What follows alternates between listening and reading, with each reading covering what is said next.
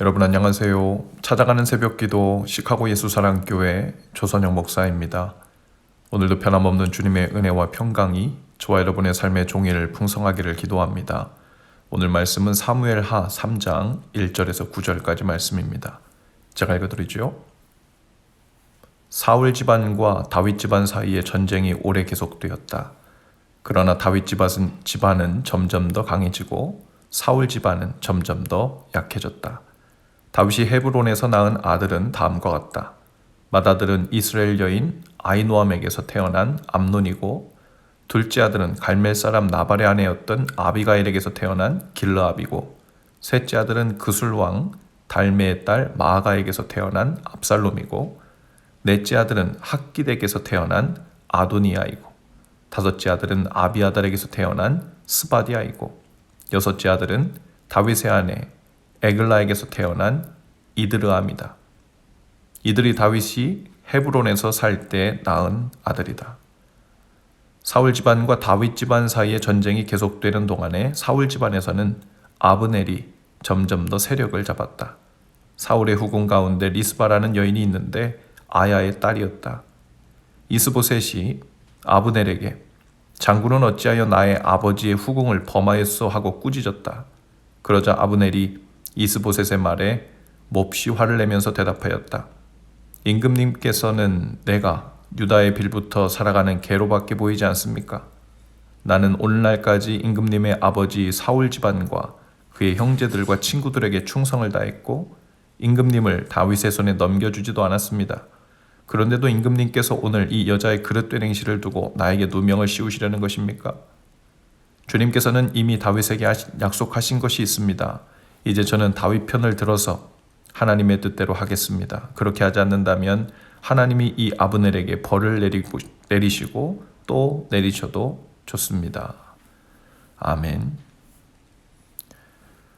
사울과 그의 아들 요나단이 죽었습니다. 하지만 이스라엘 전체가 금방 다윗을 왕으로 받아들인 것은 아니었죠. 사울이 죽자 이번에는 사울의 군대 장관이었던 아브넬이 남은 사울의 아들 이스보셋을 데리고 마하나임으로 가서 왕으로 삼습니다.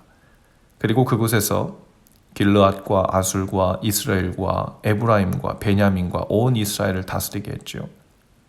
그는 이스보셋을 꼭두각시 왕으로 세우고 자신이 실권을 잡아 다스리고자 했던 거죠. 사울은 죽었지만 사울의 옆에서 뒤에서 그 그림자를 힘입어 이익을 취하고 있던 세력들이 다시 득세한 것입니다. 사울의 아들 이스보셋은 이스라엘의 왕이 될 때 나이 40살이었고 사울의 하나 남은 아들이었습니다.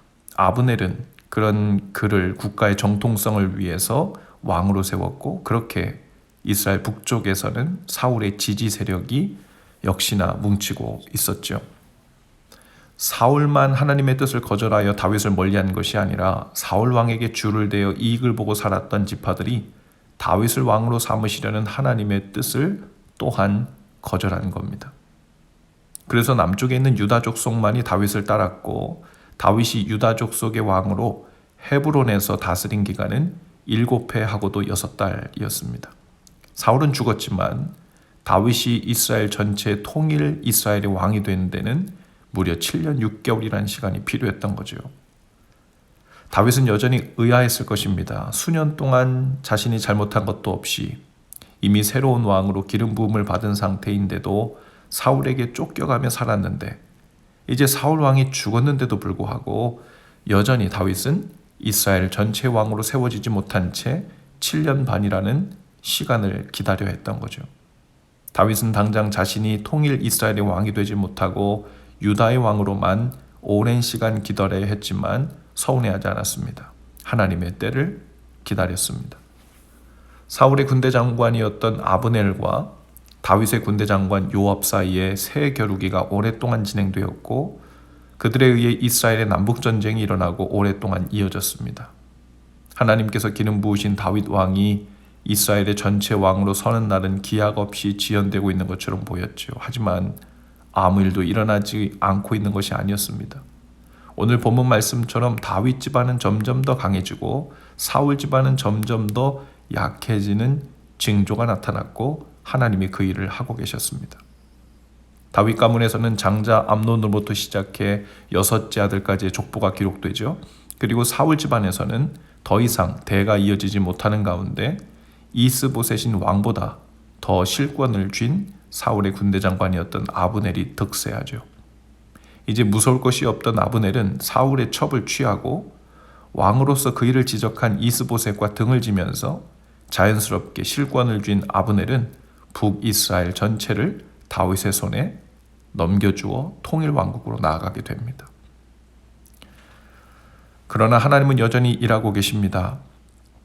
아마도 억지로 다윗 왕을 전체 이스라엘 왕으로 세우고 선포해버렸다면 이미 사울의 뒷배가 된 신하들과 세력가들은 그 안에서 다윗의 신하들과 보이지 않는 내분, 또 미움, 그리고 죽고 죽이는 암투가 계속해서 이어졌을 것입니다. 겉보기에는 통일 왕국이 되었을지 몰라도 그 안에는 끊이지 않는, 끝낼 수 없는 문제가 눈앞에서 계속 벌어졌을 것입니다. 하지만 7년 반이라는 시간 동안 남과 북으로 나뉘어져 있는 동안에 사울 왕가는 스스로 쇠락해갔고 그 수장이 스스로 정리하여 다윗 밑으로 들어온 상황이 된 거죠. 그때 다윗의 왕권은 더욱 견고히 섰고 유다뿐 아니라 온 이스라엘 지파들이 다윗을 왕으로 받아들이고 인정하도록 사울의 군대 장관인 아브넬이 그 역할을 하게 된 겁니다. 오늘 우리 삶에도 이와 같은 일들이 일어나고 있는 것을 봐요. 분명 하나님의 뜻으로 인도함 받은 일임에도 불구하고 일사천리로 일이 진행되는 게 아니라 오히려 그 일을 두고 주위에서 편이 갈라져 남북전쟁이 일어나기도 하고 분쟁이 일어나기도 합니다. 그리고 다윗을 이스라엘의 왕으로 세우신다는 하나님의 뜻이 실패로 돌아가기라도 한 듯 시간이 지연되고 원치 않는 어려움과 분쟁들이 일어날 때가 있죠. 하지만 하나님은 시간을 두고 하나님의 사람들을 흥하게 하시고 그 안에서 연합하게 하시고 하나님의 뜻을 중심으로 강하게 하십니다. 겉보기에는 여전히 거역하는 자들의 세가 커 보이고 지파수가 많아 보여도 결국 그들은 약해집니다. 약하게 하시는 하나님의 손이 있기 때문이죠. 그리고 적절한 때 하나님의 그분의 뜻을 온전히 이루십니다. 오늘 우리 삶에 일어나고 있는 일들을 잘 돌아볼 수 있기를 바라요. 기도하고 난 후에 하나님의 뜻인 것을 확신했어도 시간이 걸릴 수 있습니다.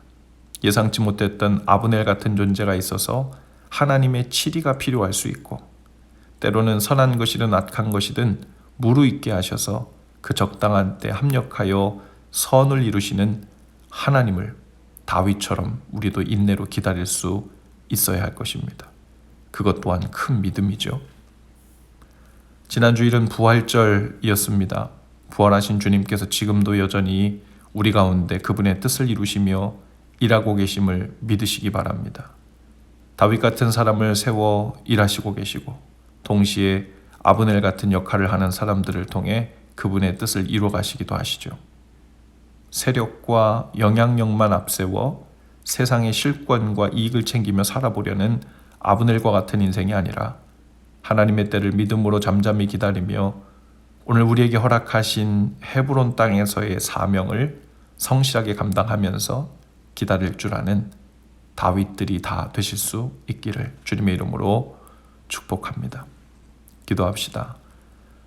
주님의 뜻이 우리 가운데 이루어지고 있는 것이 너무 더디다고 느껴질 때 다윗처럼 성실함으로 주님의 때를 기다릴 줄 알게 하시고 아브넬 같은 사람이나 세력이 득세하는 것을 볼 때에도 결국 하나님 편에 선 자들을 흥하게 하시고 사람 편에 선 자들을 쇠하게 하시는 하나님의 손길이 역사하고 계심을 보게 하옵소서. 예수님 이름으로 기도합니다. 아멘. 여러분 오늘도 예수 사랑으로 화이팅입니다. 내일 아침에 다시 찾아뵙지요.